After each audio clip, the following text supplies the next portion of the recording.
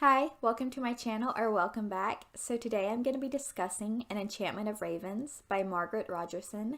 And this book, before I really get into it, is beautiful. The cover is so nice. Like, look at it. Just look at it. It's so pretty. I wish I could show you it better. I feel like the light isn't hitting it right, but it's very pretty. I feel like matte book covers were really popular for a while, but then they started doing shiny covers, and I'm very excited about that. I like the matte covers, but these shiny covers are gorgeous. So, yeah. But basically, this video is going to be two parts. So the first part's going to be a non-spoilery review and basically just me telling you what the book's about. And the second part is going to be spoilery, but I'll warn you before I get there. So this book is basically about a girl named Isabel who lives in the world of whimsy. Yes, that's the name. And she lives right beside this forest where it leads into fairy, the world of fairies. I'm not really sure if it's called fairy. I don't think it is. I just read Holly Black's The Wicked King, so I'm kind of getting it mixed up. Forgive me. But the fairies are aware of humans and humans are aware of fairies. So the fairies cannot create anything. They can't do craft, which to fairies, craft is making furniture, making clothes, painting, which is what Isabel does. So the fairies would trade enchantments for craft that humans do, because that's basically all fairies can really create is an enchantment, magic. So Isabel paints beautiful portraits of fairies for an enchantment, say like an enchantment to make her chickens lay good eggs or to protect her house or something like that. So Isabel basically has to paint these fairies as perfectly as she can because, like most YA fairies, these fairies are very dangerous and very vain. So if she messes up a painting, that could be very dangerous for her. And one day a prince comes, the prince of the autumn court, and his name is Rook. And basically she paints mortal sadness in his eyes. So this puts him in a horrible situation because showing that kind of emotion and definitely bringing back a portrait like that and showing it to your court, that could get him killed. He's not supposed to show that emotion. He's not supposed to show any kind of weakness at all. So he takes her to the fairy world to put her on trial, basically to explain why she would sabotage him that way because, of course, he wasn't feeling that emotion. No. So that's basically what the book is about. It's a lot better than I thought it would be. I expected, I heard some things about it and I heard that it wasn't really super great or wasn't it what people expected. And no, it wasn't what I expected, but I still liked it. I give it a 3 out of 5.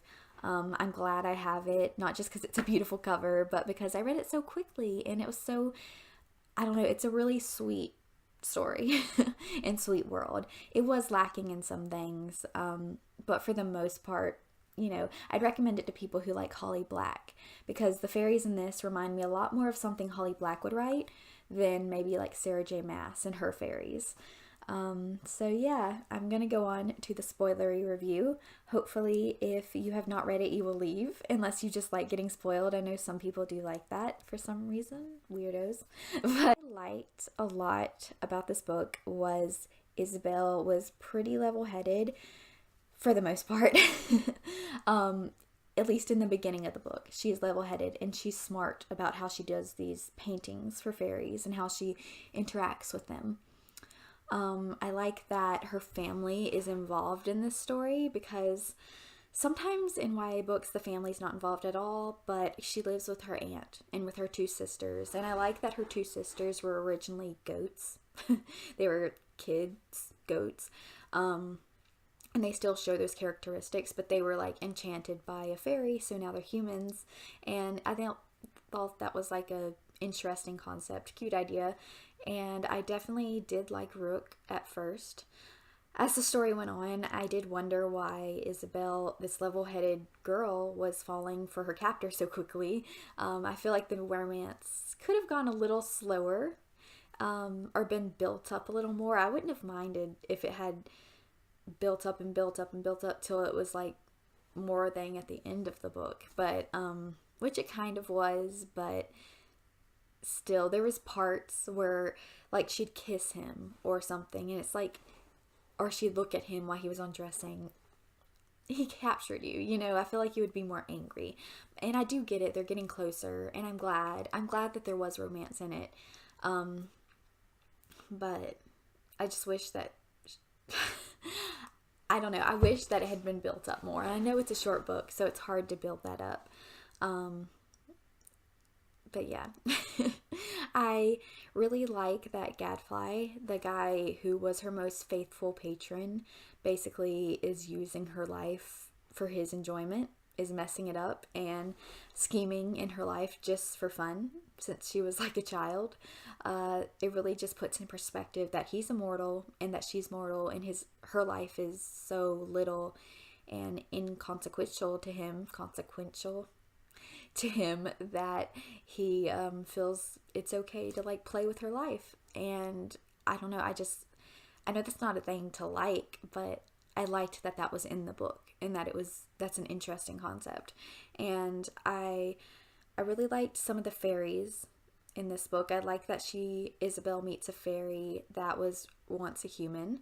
I don't like how quickly the well was destroyed. That changes people into fairies. And I do not like how the Alder King, however you say it, I do not like how quickly this ancient, powerful being was killed. It was ridiculous. He was, with his shirt, he was tricked so easily and killed so quickly. And I just don't buy that. I don't think that, no. Frustrating. But also I didn't like at the end of the book, like they didn't explain, now that the well is destroyed and Isabel wasn't going to drink from it anyways, she doesn't want to be immortal, because if she becomes immortal she won't be able to paint anymore because fairies just can't do that. I don't know. They don't explain how Rook and her are going to be together for very long, because he loved a human before, but she's long dead. He let her go because he knew, and she knew, that she'd die so quickly. And yeah, I don't know how this immortal being is just going to accept her in the way she is. I would like a better explanation. But for the most part, it was still a sweet story, and one that I quickly got through. I found the world interesting enough that I'll definitely read Margaret's next book. So I know I'm complaining a lot, but I still really like the world, and I'd like to know more about this world. And I'd like to know what the other world is, because there's whimsy, there's fairy, but then there's another world. Is it our world in modern day? Is it just like I don't know, a medieval Renaissance type of world that's normal with no magic? I don't know.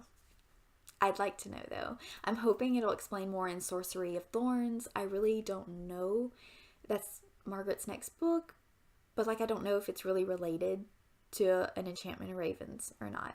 And in speaking of an Enchantment of Ravens, the Enchantment of Ravens in the book was hardly ever mentioned. I feel like I don't know, I really love the name for that in the book, but I feel like it should have been more prominent, like a more prominent element in it. You know, the story had a few ravens. Yeah, they kind of signaled when bad things are going to happen, but I feel like they weren't used enough, you know. I expected like the raven enchantment to be a really big part, but I feel like by the end of the book it really wasn't even necessary. So yeah, it kind of sucks.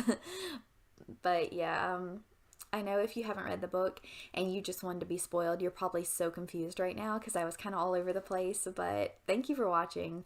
Oh, this video isn't nearly as long as I thought it would be. I just looked at the time. So thank you for coming by. I hope I see you in my next video. I think I'm going to do a review on The Wicked King. So bye.